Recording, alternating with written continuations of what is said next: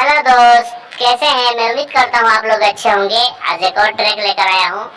इस track को कैसे आपको मिलेगा, डिस्क्रिप्शन में आप जाकर चेक कर सकते हैं कि ये ट्रैक आपको कैसे मिलेगा। आइए इस ट्रैक का डमी हम लोग सुनते हैं कि डमी कैसा है।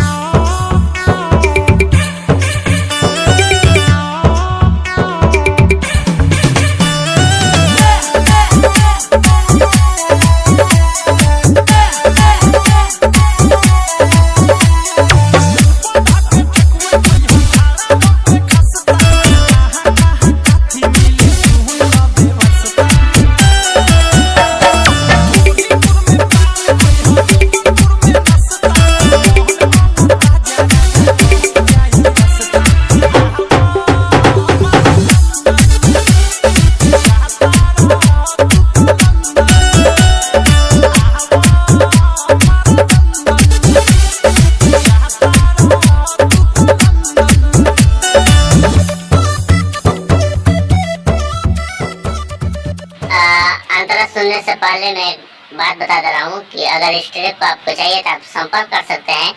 मेरा मोबाइल नंबर है 95 60 94 04 06।